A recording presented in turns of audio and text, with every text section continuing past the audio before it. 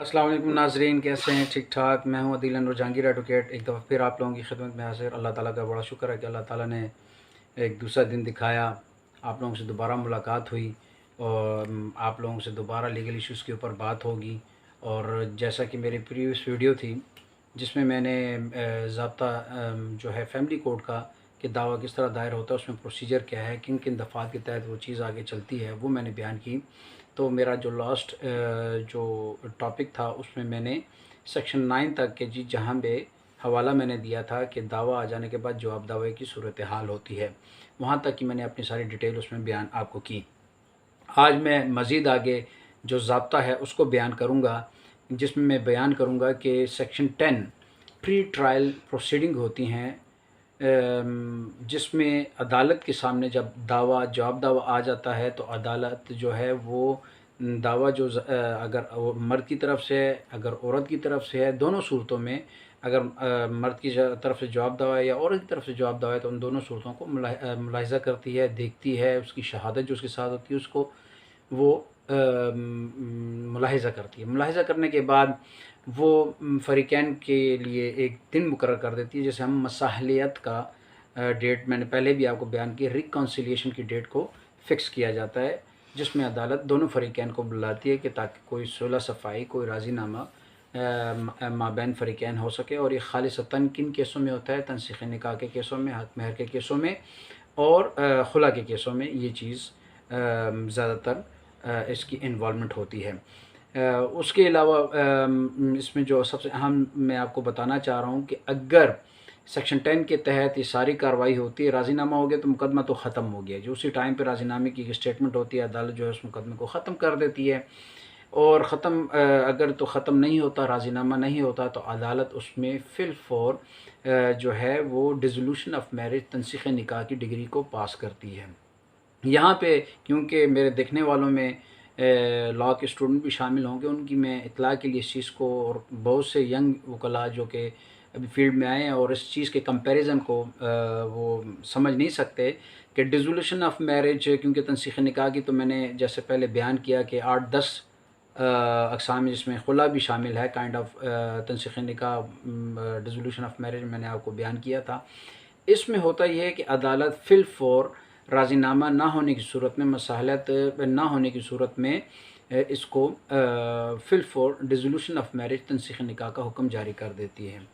ये जो dissolution of marriage होती है, जो ज़्यादातर जो सेक्शन 10(4) के तहत होती है, ये बुनियादी तौर पे खुला की डिग्री होती है, क्योंकि उसमें सूरत हाल ये है कि बाज़ होता ये है कि अगर तो हक़ महर का केस है तो राज़ीनामा नहीं हुआ तो केस आगे को चलेगा।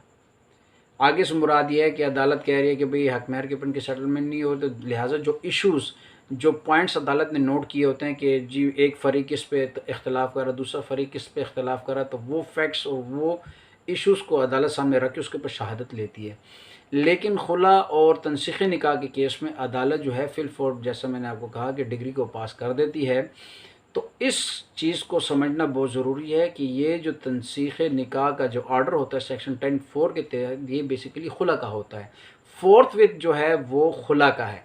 अगर अदालत दावे में मुतबादिल तनसीख़ निकाह या मुतबादिल के तौर पे खुला का हवाला ना दिया गया हो, तो अदालत उसके ऊपर मज़ीद टाइम दे के फ़रीक़ैन को शहादत के बाद उसको तनसीख़ निकाह कर सकती है। लेकिन 10(4) के तहत जो सुप्रीम कोर्ट और हाई कोर्ट्स की जो जजमेंट सामने आई हैं, उससे ये चीज़ मुकम्मल तौर पे ज़ाहिर है कि 10(4) के तहत जो फौरी तौर पे जो तलाक अदालत देगी वो खुला की डिग्री होगी।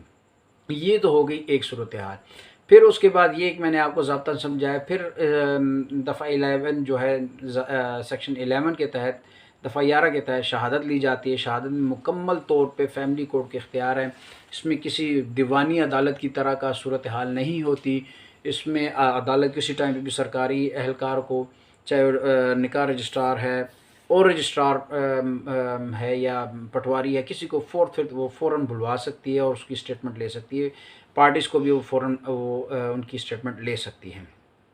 इसके बाद जब शहादत मुकम्मल हो जाए तो अदालत آخر میں ایک دوبارہ کوشش کرتی ہے دفعہ 12 کے تحت کہ دوبارہ دونوں فریقین کے درمیان ایک راضی نامے کی صورتحال، جیسے میں نے آپ کو کہا کہ طلاق والے تنسیخ نکاح والے کیس میں نہیں، حق مہر والے کیسوں میں یا بچے کی کسٹڈی کی صورت میں یا اور دوسری ایسے مسائل جو جیسے کہ میں نے آپ کو بیان کیا، اس کی صورت میں عدالت ان کے ساتھ آخری ایک کوشش کرتی کہ راضی نامہ ہو جائے۔ اگر راضی نامہ نہیں ہوتا تو شہادت کی بنیاد کے اوپر جو فریق مضبوط دلائل کے ساتھ آیا ہوگا، عدالت اس کے حق میں فیصلہ کر دیتی ہے۔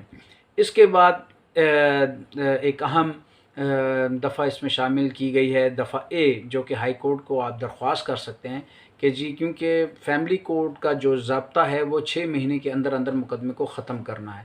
اگر 6 مہینے سے اوپر کیس چلا جاتا ہے تو فریقین میں سے کوئی ایک جو کہ چاہتا ہے کہ یہ مقدمہ جلد از جلد تصفیہ ہو، تو وہ ہائی کورٹ جا کے اس کی درخواست کر سکتا ہے اور عدالت کے سامنے وجوہات کو رکھ سکتا ہے کہ جی 6 مہینے ہو گئے ہیں اور بغیر کسی عذر کے اور بغیر کسی مقصد کے کیس جو ہے لنگر آن ہو رہا ہے، تو آپ ادھر جا کے درخواست کر سکتے ہیں۔ اس کے تحت پشاور ہائی کورٹس میں کسی بھی پاکستان کی ہائی کورٹ میں آپ اس کی درخواست کر سکتے ہیں۔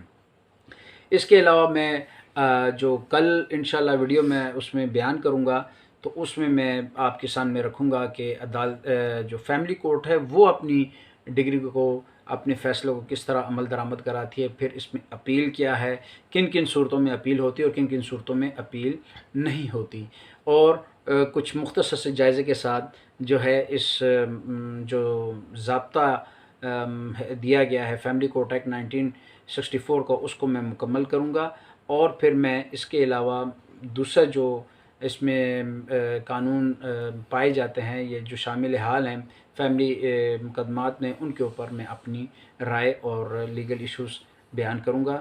بہت بہت شکریہ۔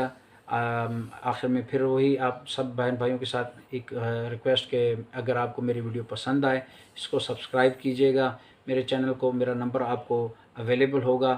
اگر آپ نے ذاتی طور پہ کچھ مجھ سے معلومات لینا چاہتے ہیں یا کیس کے متعلق اپنی کوئی معلومات لینا چاہتے ہیں، تو نمبر آپ کو اویلیبل ہے، آپ اینی ٹائم مجھے فون کر سکتے ہیں۔ آپ میرا ای میل یا جی میل ایڈریس کے اوپر بھی آپ مجھ سے رابطہ کر سکتے ہیں۔ بہت بہت شکریہ۔ اللہ تعالیٰ آپ کو آسانیاں تقسیم کرنے کی توفیق عطا فرمائے اور خیر و عافیت کا معاملہ فرمائے۔ شکریہ۔ السلام علیکم۔